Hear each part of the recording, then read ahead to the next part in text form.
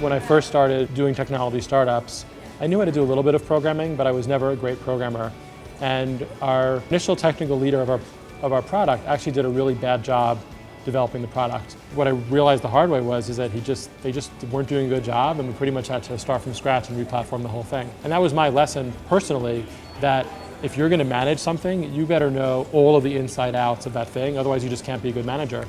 So the next thing I did was I sat down with the development team and I learned how to code. I was the CEO, but I was sitting there with the developers learning how to code day in and day out to finally get good at programming once and for all. Not because I want to be a programmer on the project, but because I can be a good manager and a good executive.